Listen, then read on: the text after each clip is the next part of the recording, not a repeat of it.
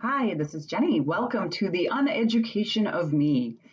This is one of a series to put together all of the information about racial injustice, also known as oppression, and help all of us understand what needs to be done to make changes.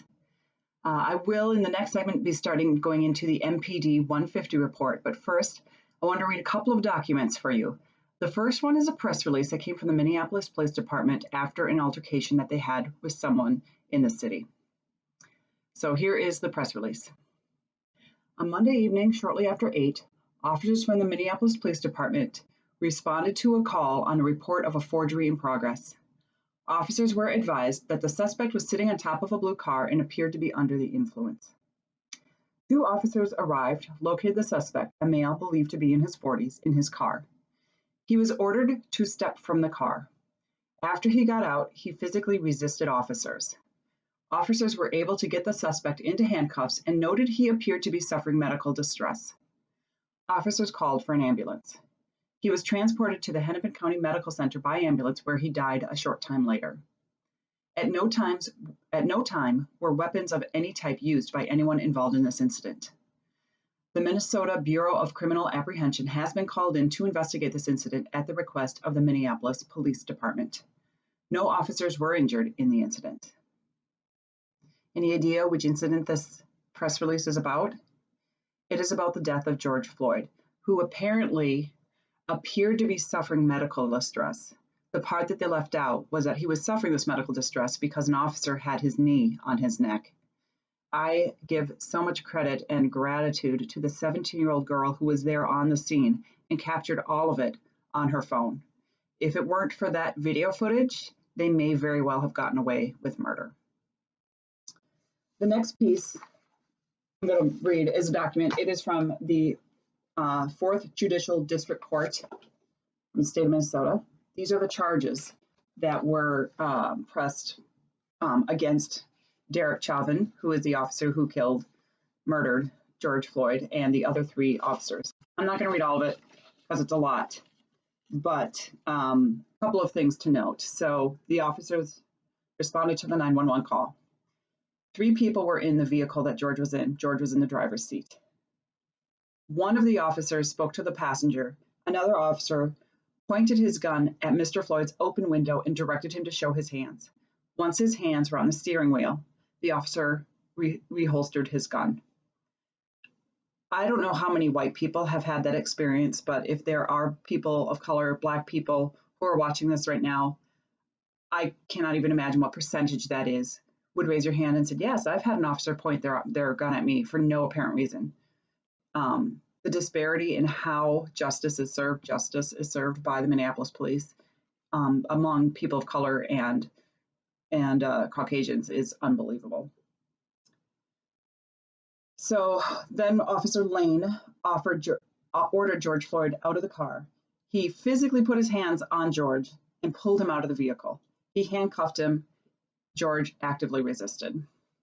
Once handcuffed, he became compliant and walked with Officer Lane to the sidewalk and sat on the ground at Officer Lane's direction. They had a conversation for just 2 minutes, at which point Officer Lane informed George Floyd that they would be arresting him for passing counterfeit currency. They stood him up and attempted to walk him back to the squad car. He stiffened up, fell to the ground, and said that he was claustrophobic. George Floyd was a 6'6" tall man. He's a very, very large man, so I can imagine being put into the back of a squad car would be a claustrophobic situation.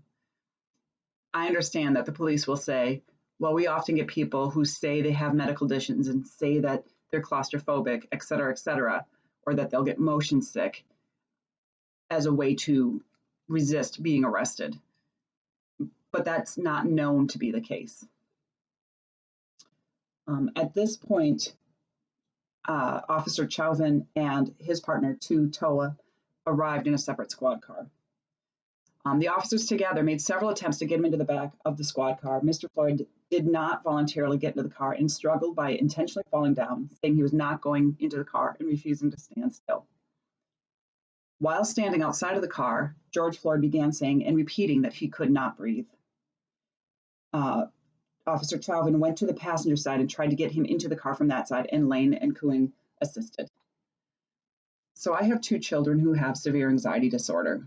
I have seen panic attacks of the minor kind and of the major kind. And I'm telling you, a panic attack of the major kind looks like the behavior George Floyd was displaying. My daughter has had panic attacks where she curls up in a ball. If you attempt to get her out of that ball, she flails at you, she screams at you, she kicks. She is unable to stand up. She's physically unable to stand up. She cannot breathe. She'll say suddenly, I'm going to die. I'm going to die. She really thinks she is going to die because she cannot catch her breath. The panic is that severe. I know I am speculating here, but all of the things around the situation as to how George Floyd was acting was telling me perhaps he was having a panic attack, and perhaps pushing the fact of getting him into the car was not the right direction to go. A little compassion might have been more helpful. Officer Chauvin pulled George Floyd out of the passenger side at 8:19. He went to the ground face down, still handcuffed.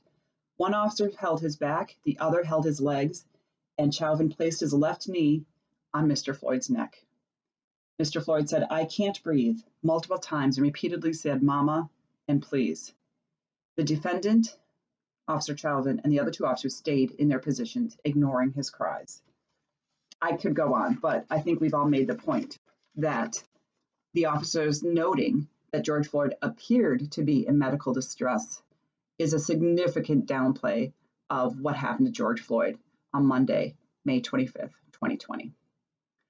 Thank you for listening. Stay tuned to the next segment where I will be dissecting the MPD 150 report, which will show through the history that there is no reform that can happen. There are no tweaks that can be made. We need to divest of the police department in Minneapolis and start anew. Thank you so much for watching.